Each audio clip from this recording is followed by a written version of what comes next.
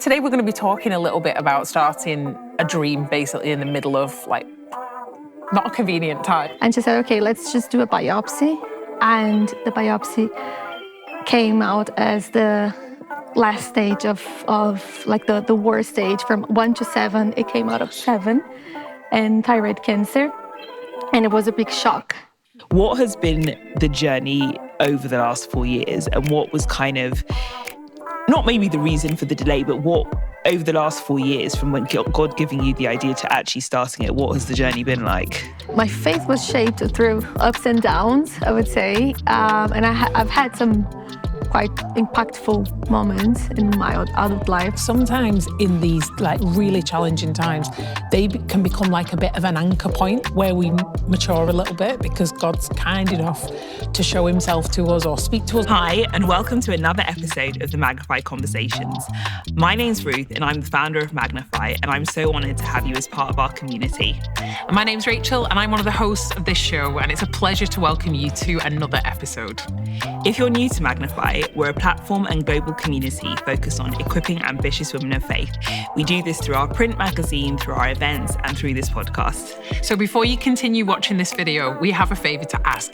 If you haven't yet subscribed to our channel, hit the subscribe button now. This means we can reach more women with gospel-led wisdom and content. So do that now. Today, we sat down with Bruna Lorhana Spicacci to hear how she found the courage to step into something new, even when life was already full. Bruna is a mum, a data and marketing specialist, and the founder of Holy Teens Kids, creating joyful, faith-based content for children on YouTube. From walking through thyroid cancer in her 20s to launching a creative dream all whilst pregnant, Bruna's story is about trusting God's voice over the perfect moment. If you've ever wondered if now is the right time, this episode's for you. So we're so excited to have you, Bruna, on the podcast. I told Rachel that when we chatted, I was like, I can't wait to have you on. Yeah. We're really looking forward to having a great conversation about all the stuff that you're doing. But we'd love to kick off and find out a bit more about you. Yeah, we always start with an icebreaker every single time, Bruna. Ooh. So I believe you've lived in some different cities in the world. Okay, so this is the perfect question for you. What is on your hit list, like in terms of destinations, next holiday, dream location? Would you be kind enough to share it with us? Oh my goodness, this is good. I mean, for holidays, I would say Maldives. Yes. Who wouldn't? I mean, I'll come if to you. Budget isn't the problem, actually. Yeah, for holidays, I would definitely choose Maldives or any cool beach. But yeah, if you're asking me where would I live and retire, Italy. Okay. Ooh. Yeah. Whereabouts in Italy? I've lived in Milan, so wow. I know Milan is not a favorite city for most of the people, but I absolutely love that city. Yeah. So I think I would choose Milan because it's a good mixture between the Italian culture and also a big city. So yeah, I love Milan. I love Milan too. Rachel, where would you say? If I was trying to settle or where I was going? Both. Oh, big question. I go through phases with travel. I go through obsession phases. I am desperate to go to some new countries in the Middle East at the minute. Or South America. I've never been to South America at all as a continent. You need to go to Brazil. So Brazil, of course, is on my list. I really want to go to Amman. Apparently is stunning. Wow. So I've seen some footage and I'm like, that's my new obsession. Where I would live, okay, so this is a punt. I love Italy too. So, I mean, people always say, oh, Rome. I actually love Rome, the neighbourhoods of Rome. I could see myself living there. Ultimately, though, I just think New York City. I feel like I'm just a city girl. I really am at heart. I love New York as well. To visit Tanzania, definitely on my bucket list. To live, I actually love Italy as well. I always say Italians remind me of European Nigerians. So probably Sicily, that's where I got married, fully obsessed. And you've got the beach as well there. Yeah, it would be a bit quiet. You've got the beach and a few cats, so I don't know. We'll see about that. Greece, though. So yeah, that's for me. And my question to you, so I went to Brazil a few years ago, and as I told you, I loved everything about it. The people, the culture, the food. I know I'm obsessed with food, but the food was out of this world.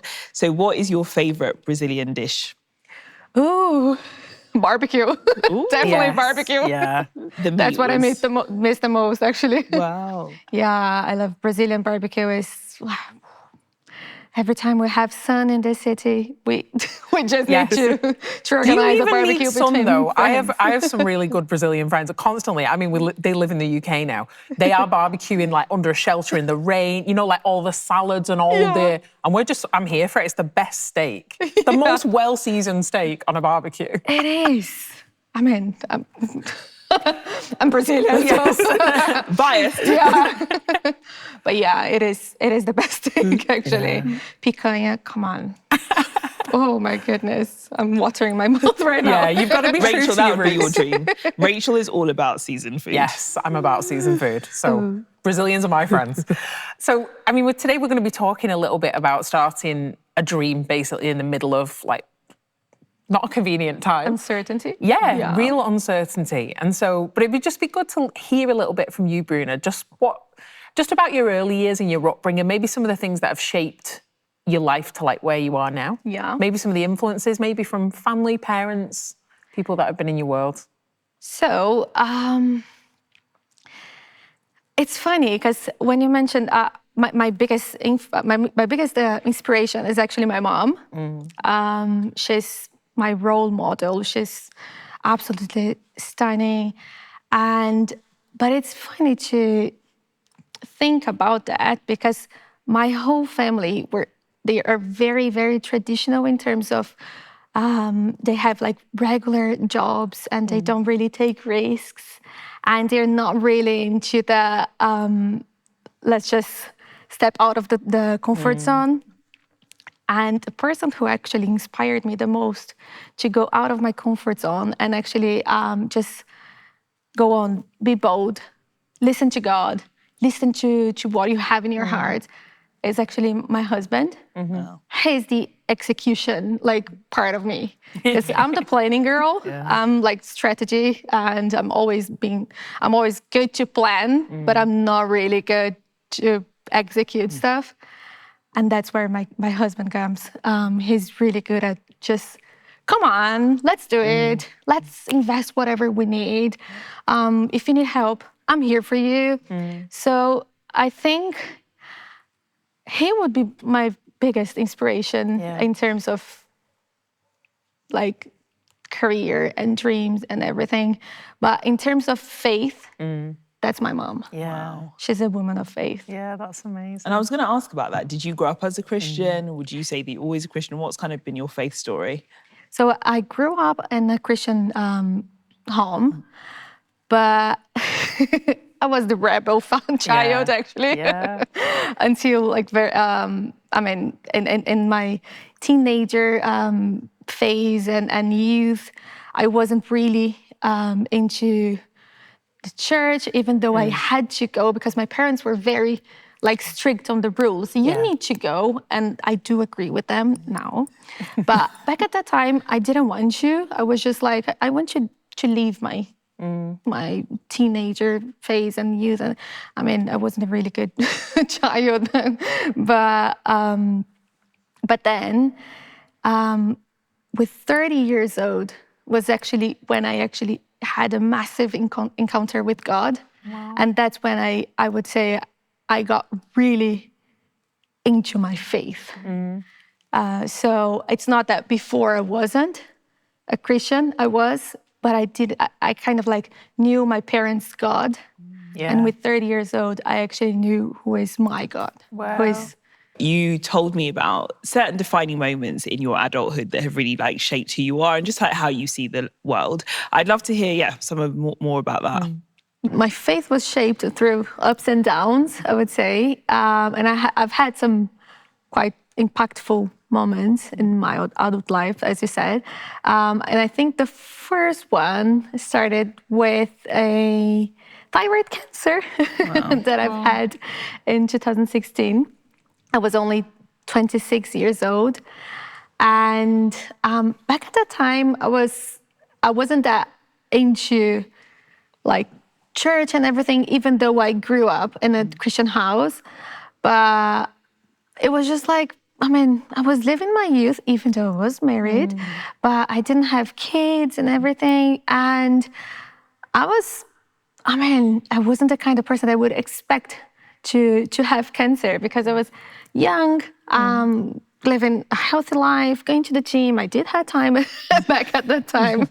Those were the good old days. Yes, exactly. I Before missed kids. that. But and we were planning to move to Italy, to Milan. We had everything done, everything house packed, cars sold, house sold, everything done. And 2 weeks before moving, before the flight ticket, we went for a quick checkup just because we're moving countries. So let's just do a checkup. And we went to an endocrinologist. It was actually for my husband, not for me, because I usually did like constantly blood checks on gynecologists, but he couldn't go to a gynecologist. So I just booked an endocrinologist. And she decided to touch my neck. And then she said, okay, I can feel something.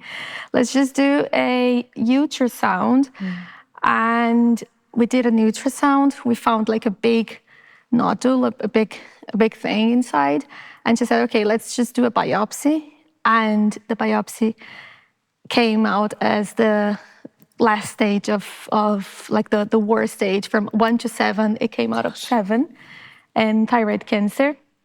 And it was a big shock. So I think that was the biggest, like, decisive thing in my faith, because it started as, why God? It's not supposed to be like this. I'm young. I'm living a healthy life. I'm moving to Milan. That's the worst timing ever. And then everything just drops. The floor just came out of my feet. And we went to a surgeon to the appointment to see the surgeon on Thursday. On Monday, I was already in surgery. Wow. That's how advanced things were, just from seeing the biopsy. And when he went out of the surgery, he met my husband and said, I'm not a Christian, but I think God actually saved your wife. Wow. Because the cancer was spreading for a long time. We don't know how long, but it was spreading inside, from the inside and not out. Because sometimes thyroid cancer, you can see something outside. And mine was just spreading inside, and it was getting into the lungs. And he said that this type of cancer, if it gets into the lungs, then there's no chance to survive. And he said it was already going there, and it would be the case that it was in October 2016. In February, he said she would probably just fell on the floor, go to a hospital, find out that cancer was already in the lungs, and there would be nothing to do anymore, because this type of cancer is not possible to deal when it's in the lungs. So he said that even though that wasn't a good thing to discover the cancer, it was actually something that God actually, we understood that maybe God just made everything happen, like the travel to Milan, just for us to decide to go to an endocrinologist, because why would I go to an endocrinologist? I was young and I didn't have any problem, and find out this. So that's when I actually had the first time understanding and believing that God was actually taking care of me. And I was just like, okay, thank you, God. That was good. But with this cancer, I also ended up with some symptoms, some side effects, because I removed my whole thyroid and also the 4 parathyroids. And I don't know if you know what parathyroids are. Do you know? I didn't as well until I had them removed. Wow. So they are glands that actually control the calcium and some other electrolytes in your body, but mostly the calcium. And the calcium is actually what makes your muscles actually work. Right. Wow. So I now, even though I take calcium from outside, I don't have the gland to actually control. Right. So to make it like, so, okay, you're in a stressful situation, then you need calcium. I just have the calcium that I take like as a supplement. And when that goes off, then I get you in a crisis where everything that it's made my muscles just stops, including heart. Wow. So that's pretty dangerous. And for a few years, I've lived my life just thinking that eventually I would just die from this. I was just, so that's why I say I had ups and downs in my faith, because it started as a down, like why this? Then up, like, okay, thank you, God, you just saved me. And but then I had my first crisis, and then second, and then third crisis, and I was just like, okay, but I'm eventually gonna die with this, because if a crisis starts, then everything needs to be dealt so quickly. Otherwise, the heart will stop, and there won't be much to do. And then we got to 2020, so that was 4 years after. Can I ask a question? Because I know we've just like... Yeah. Even just like the way you say it, obviously it's your story, you're used to it, but it's like so much to take in. I guess one of my like genuine questions, because I think sometimes as Christians, even when hard things happen, we're just like, this is God's plan, like it's fine, this like awful thing always happened to me.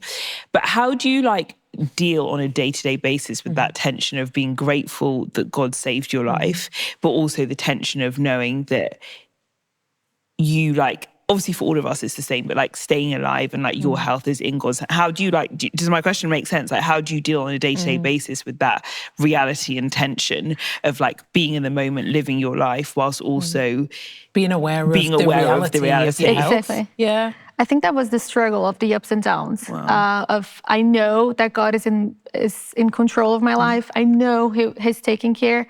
But then when the crisis come, or the pre-crisis, because I have the symptoms, so I can feel the crisis coming in. So I just got into a very high anxiety, and then everything just drops. But then, I mean, it doesn't happen right now anymore, but before, especially in the very beginning, the first years, I just kind of like forgot about faith, and it was just like, why, God, that is happening to me? And this is not fair, and I'm gonna die with it. But then I go back to my old self. I think that's quite normal in terms of like the enemy voice just speaking to you. Look what God actually let you live with, and then you come back to yourself and realize that this voice is not really your voice. It's the enemy's voice talking to you, and then you. So I think this first years, I've got to kind of like get more matured in my faith, and to actually understand and discern what voice is actually talking to me. Is that my voice, or is that the enemy's voice? And to then go back to okay, every time that this bad voice is talking, I need to just say, no, that's not me, okay? I'm gonna be on the faith part, because I know that God is taking care and He's in control of everything. But that took me 4 years to actually get into this maturity level of like understanding this voice. So it was quite challenging these first years. Yeah. Was there anything that prompted that different kind of response for you for like over the 4 years? I know you said it's to do with like your maturity, but was there anything in the way of like friendships or anything that you had people to help you mature on that process? Because I think for a lot of people, and I don't know how I would respond, the tension of the reality and the faith, it's kind of one day you might be, God's got it, I'm fine. And the next you're faced with the reality of, actually, I'm physically not well. Yeah. Were there people that helped you along the way in that maturing process? Or do you think it was just by nature of going through it? No, absolutely not. I couldn't do that alone. That was like everyone around me was just helping me with this. Like my husband was always so positive and saying, come on, let's just, I mean, he's a man of faith. Because I was going to ask, because I can imagine for him being so close, like almost hearing that his wife could have died in a few months must have been like terrifying and traumatizing. What was he like during the process? He's super positive, and I mean, he's always the one that cheers me up and say, let's go back to where it was. Let's just, I mean, he's the one like bringing me Bible passages and verses, and let's pray. Hey, I think he has I would say the ministry of prayer, but I don't know if that's it, but he really enjoys praying. So he's always praying with me. My mom as well. My mom, she's amazing. So every time that I get into this crisis of anxiety or even like getting into the calcium crisis, she always gets me and say, Bruna, come on, let's remember who is in control of everything. And I've had, of course, the church as well, the friends at church. I mean, I don't think there was anyone in my life that actually put me down. I think that was me putting me down just by feeling the symptoms. But everyone around me was just cheering me and saying, yeah, you need to believe. Yeah. You need to have faith. And have there been any significant encounters for you with God personally through that time? Can you tell us a bit about that? Because I think sometimes in these like really challenging times, they can become like a bit of an anchor point where we mature a little bit because God's kind enough to show himself to us or speak to us or just give us, I guess not an assurance that everything's going to be okay, but an assurance that he's with us through the highs and lows. So I've had quite an impactful experience with God. That was 4 years after this. That's why I always remember that day. That was February of 2020, beginning of COVID. I was in Milan, and that was the deal breaker, the point in my life where I actually everything changed in my spiritual life and my faith life.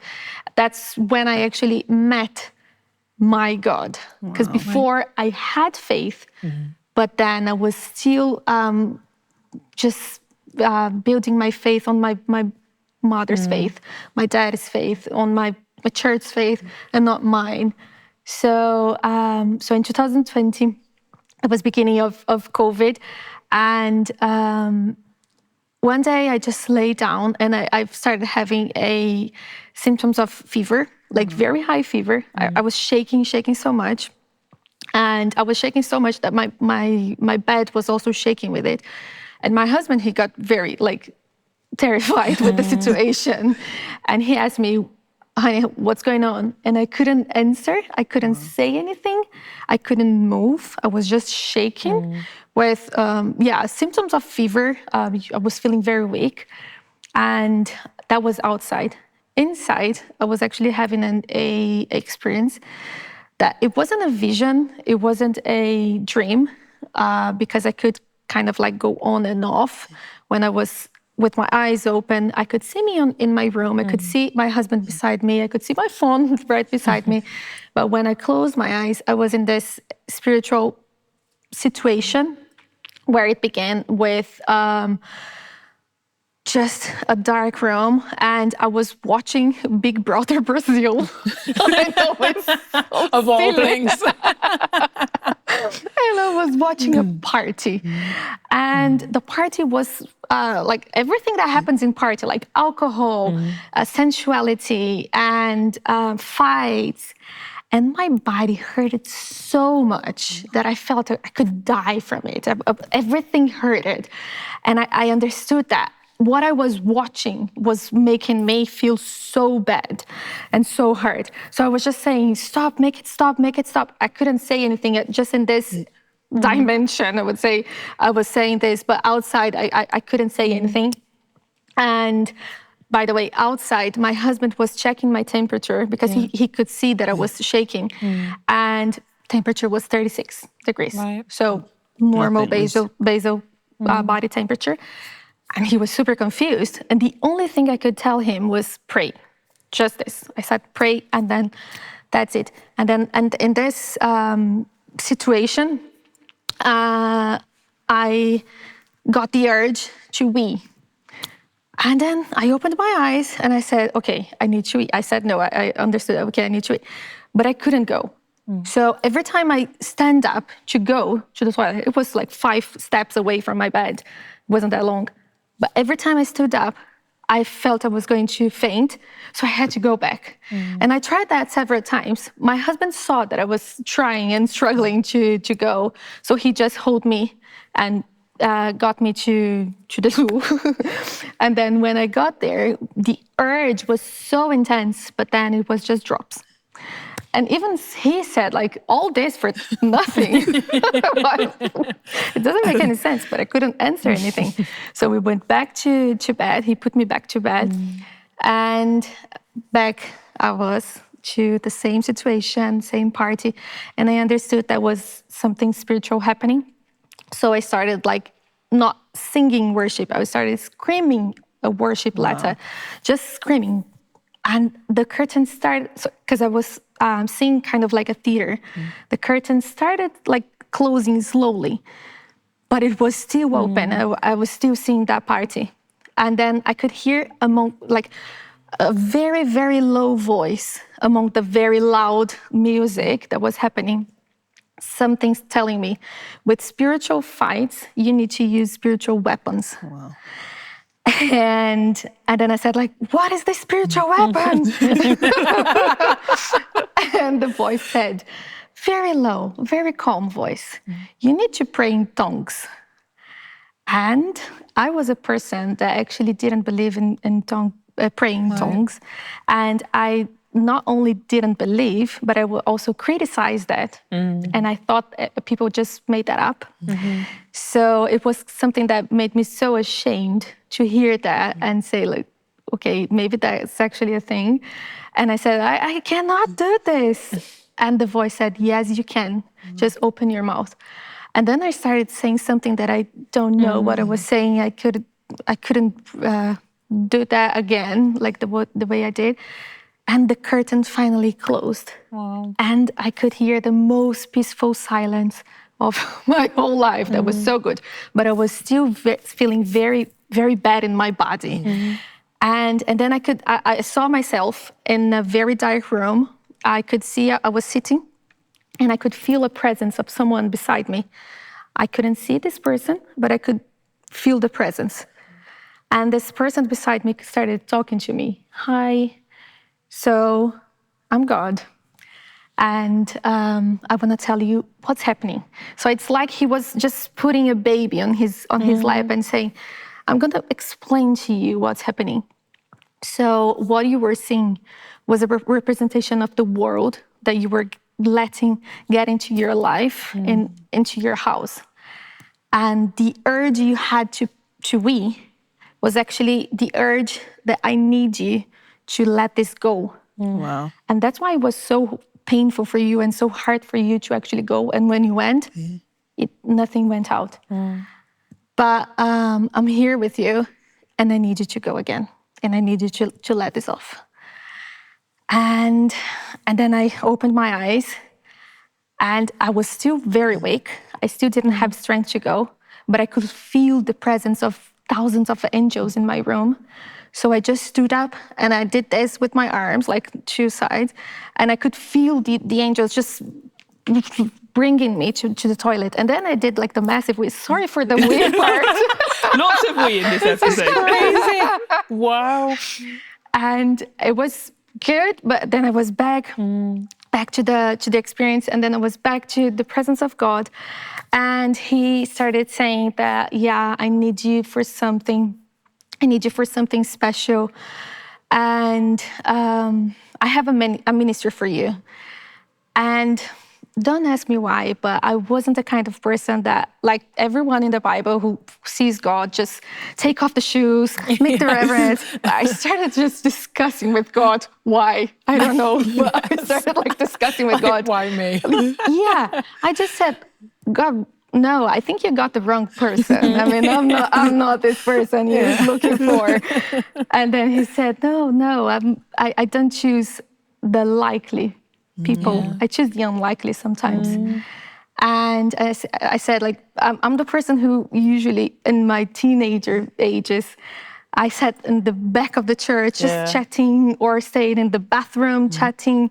I didn't want to actually listen to the service and everything. I'm a rebel, God. I mean, I'm not the person you're actually looking for. And he started laughing and saying, yeah, you are. I chose you. And then I tried the last attempt to run away. I said, God, I'm a very fragile person. I had cancer, like he didn't know. And I said, I had cancer. I'm struggling with this my whole life, and I'm super fragile. I need people to take care of me, like, constantly. So how can I actually be in serve for you? And then that's when he actually said to me, Bruna, I'm the one who gave you this cancer, and I'm the one who will take it off. So I'm going to heal you. And that will be for my honor and glory. So sorry for the emotion. And I mean, that didn't happen yet, but I know now that this will happen. And that will be in his timing, for his honor and his glory. And I can't wait for that moment, not for me to finally be free of all the symptoms and everything, but for him to be glorified on the best way possible, because I know he's very creative, and I love the ways God actually work. So that's when I said, like, after this 4 years, I'm 100% sure that I'm not gonna die from this disease. And it's not going to bring me death. This is going to bring me life, not just me, but that will be impacting lots of other people's lives. So, I think that was the most impactful moment of my life, that I had my faith, like, really strengthened. And then after that, I of course, I didn't have anything to say anymore. I said, like, yes, okay. Now, what should I do? Because he said I had a ministry. He said, and had you ever thought about starting something before? Nothing, absolutely nothing. I mean, I've never thought about, like, I felt too fragile to do anything. I thought I was, any day I was just going to die from the symptoms. So I've never planned working for God, for any ministry. But he said, you will do it. And I was just like, okay, I'm yours. What should I do? And back at that time, I was working as an influencer, like fashion influencer in Milan. And the first thing he did was, he said was, you need to stop your social media, everything. It's like a kind of a social media fasting. We'll stop everything until further notice.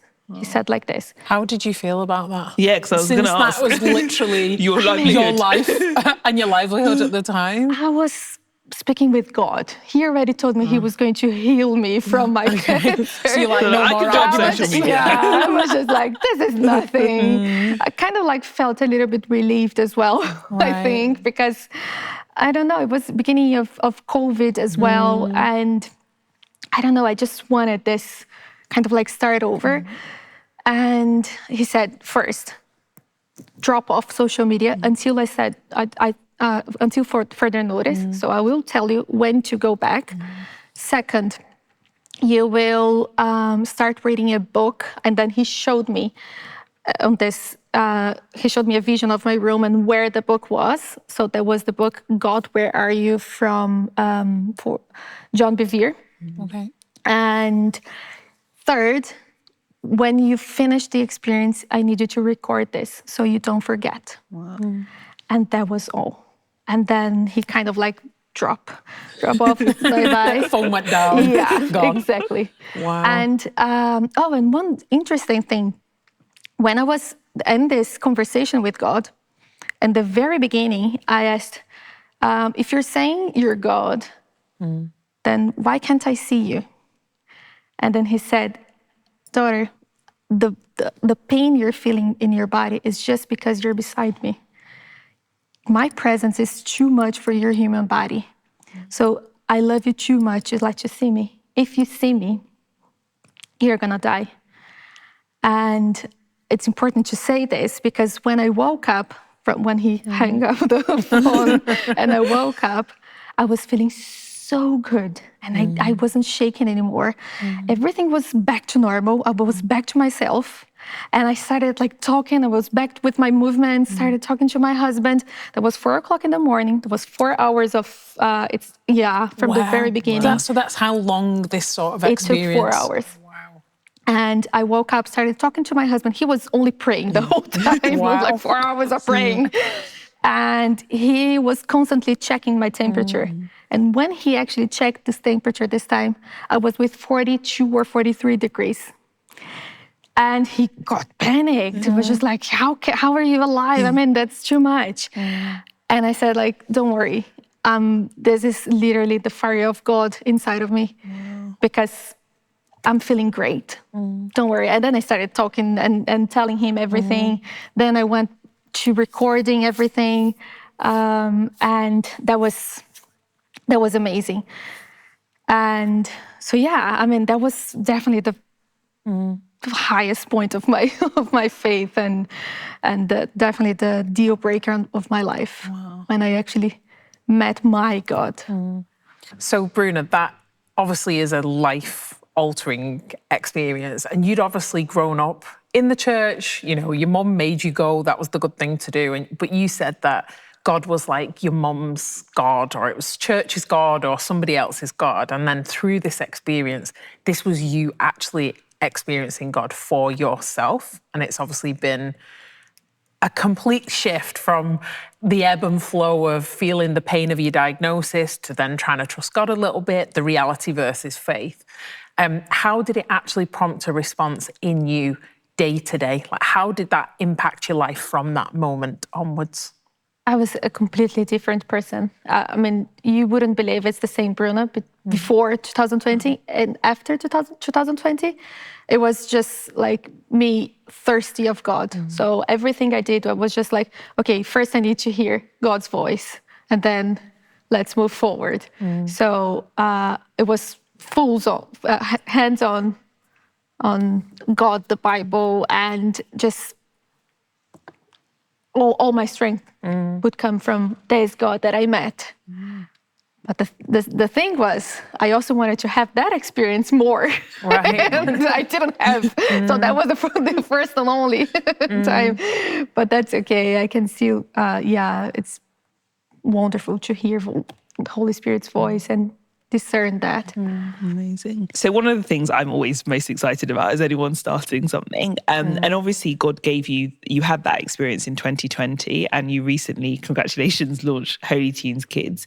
What has been the journey over the last 4 years and what was kind of, not maybe the reason for the delay, but what over the last 4 years from when God giving you the idea to actually starting it, what has the journey been like? So actually, it's funny because when he said, you're going to have a ministry, he didn't say anything about what the ministry was and when that was going to happen. So, I just knew something would happen. Of course, I thought that was going to be like immediately, but that's usually not what happened. And it was really interesting because that happened on a Tuesday. The next Sunday, I felt the Holy Spirit telling me, you need to go to church today. And I was in Milan, so I wasn't really going frequently to church before this experience. But this time I was just like, okay, I'm gonna go. And there was a missionary he was a guest at the church that time. He didn't know us, of course. I didn't know he was going to be there. And at the end of his preach, he started like praying, and then he went in the middle of the prayer, placed his hand on my head and started saying words of knowledge, saying that God is, he said in the first person, but it was God saying, I'm blowing a new wind in your life, you and your husband. You're tired of the same old things, right? So I'm going to bring you a new life. And I'm going to bring you a ministry as well. So that's when he confirmed the ministry. It's going to be you and your husband. Wow. And I'm going to put preachers, and I'm going to speak from your mouth, and I'm going to bring people from the north of Europe to hear what you have to say. Wow. And that was all. And then after that, we were just like, okay. What could it be? Yeah, we know, we are 100% sure we have a ministry. Now we know it's me and my husband, but we didn't know what was there. And following that, what happened was the wind was actually the move from Milan to London. And here we have the opportunity to speak with people from the north of Europe. But we still didn't know what was that until now, until the previous couple of weeks, where we actually decided to, because we have a toddler, and every time we want to put her on the screen, we want to give her Christian content, and we felt the lack of a good Christian content on YouTube, and we were just like, okay, why don't we just start this? And it's very important to say that we are not in the very best moment to start something new, because first, I'm 8 months pregnant. I'm going to start my maternity leave. My husband just left his job to start his own company. So, I mean, starting a new company, you have literally zero. And he's full-time on his job. I have a full-time job. I'm going to start a maternity leave. So it doesn't make sense to actually start something new. But something inside of us said, just go for it. And on the day that we actually decided to start, and then we decided the name, it's going to be Holy Tunes Kids. We created the channel without any content inside. Then it was very interesting because God spoke with me and my husband on different occasions, different moments of our days, saying, that's the ministry, go for it. Wow. So it took 5 years to actually God confirm to us, that's the ministry, go for it. So after that, we were just like, I mean, let's do it. I don't mind if I don't have time. I don't mind if I don't have money to invest, because, I mean, creating something good, you need to invest money. And we are investing a lot to make it good, because it's for God. And I don't care if it's going to be bringing us return in money or, I don't know, numbers. I just know that that's the ministry. So we're very, very happy to be following God's leading and God's voice on this, and finally knowing what's the ministry. Wow. It's incredible, because I think, especially in our society, when we think about timing, what you've just described, it's like, this is terrible timing, to be honest. Yes. Financially, it's terrible timing. You're going to be even more time poor than you already are with, another child on the way. And I think, to me, that's such a testament often to how God works, is we always want everything in order. I just feel, is there ever such thing as perfect timing? But there's probably better timing than others. Like, there's maybe better times in your life. I know personally sometimes I've felt God's asked me to do something, and I've literally turned around to him, because I am like you, and retorted like, could I not have done this 5 years ago? Like, or can I do this in another 5 years? And I think just hearing your story and the way that God uses us, like, even when we say, I think you've got the wrong person, or God, this is really bad timing, I think it actually shows very often that it is God, because why else, in a sane mind, would you start something like that that's going to take like work and financial investment at this part of your life? It's amazing. Have you, at any point in the last, like, even couple of months, just thought, should we really be doing this right now? After we've heard the voice of go for it, that's the ministry. I mean, we were waiting for this voice, this confirmation for 5 years. For 5 years, we were actually asking God, what is it? Why is it taking so long? I mean, is it my fault? Right. Am I not ready? What should I do? And now finally getting the answer. I mean, I don't care if it's not the likely certain moment to start. I mean, he will do his way, and I'm 100% sure that everything will run smoothly, as everything always does when God is in control. And I guess one of my questions for you is, you seem like such a mature person, mature woman in your faith, but also very like consistent. Given all that has happened and is happening, like emotionally, physically, expecting another child on the way, how do you stay steady and balanced? Because I feel like I'm always trying to like figure that out in normal life. How have you kind of stayed consistent and stayed steady, I guess, and balanced with everything that's constantly in fluctuation in your life?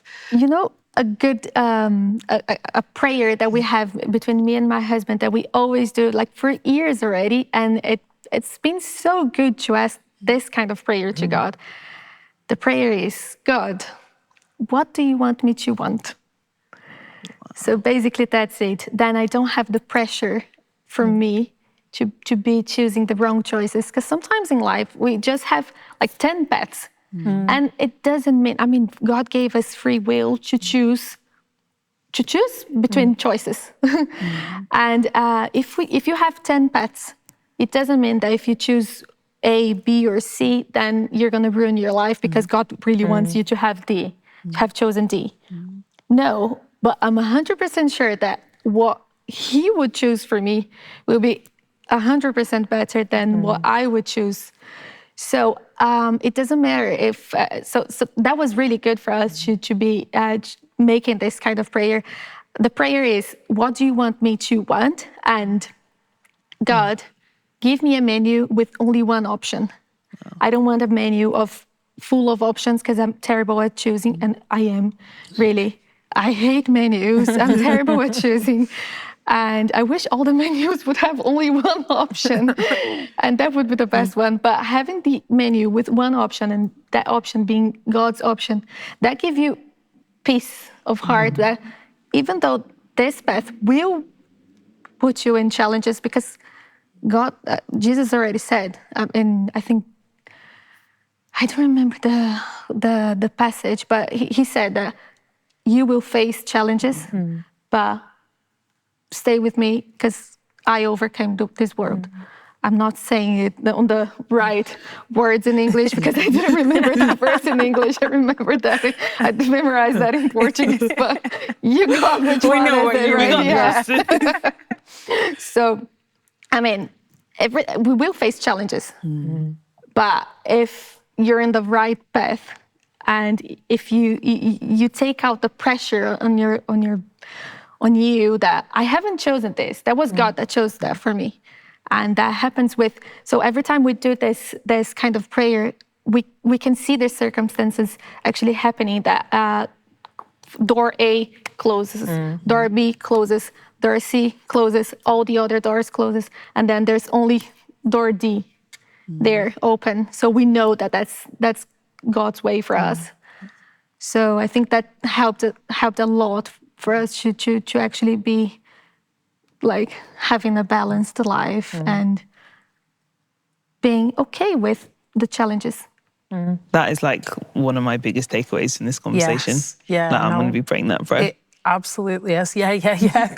God, so the prayer was what? God, help me to, what do you want me to want?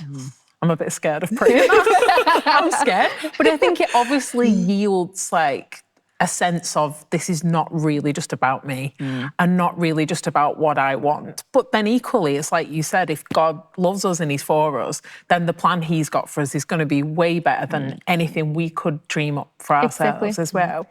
Do you feel like stepping out on this project at this time, has it changed the way you see purpose and even meaning in your own life? Totally. Do you feel like it's just brought meaning to a new level? Because listening to you, that's what I'm picking up on. I mean, totally. I can see, I mean, this project, of course, I have dreams. I'm a very romantic person and I'm a dreamer. And I have dreams with this ever since I started. And I had the confirmation from God that this is His ministry. Then I have dreamed so much about like expanding that and putting that into physical products as well, and actually bringing meaning and purpose and actually bringing the message of God that everything that we're doing, it's not coming from my hands and from my husband's hands.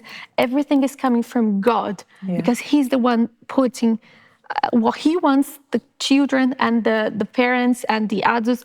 It's a children channel, But the content is not just for children, it's for everyone. And it's something coming directly from God. So I can't wait to see the lives impacted.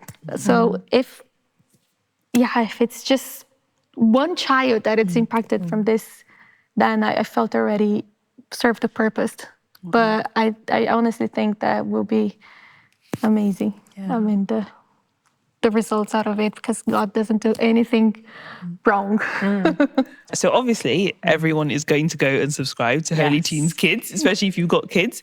But one of the things I love just about this community is how supportive everyone is of each other. I say everyone. There's many tens of thousands of women in the community. But what are some things that the Magnify community could be doing to support you or encourage you, and any of the ventures that you're working on at the moment? Well, I don't know. I think just giving feedback and subscribing, watching, consuming the content, giving feedback. That's so important. And letting us know how we can help, because we're there to serve. That's a ministry. That's not a channel to as an investment to earn money. No, that's not. That's a ministry, and we're taking that seriously. So we want to serve you.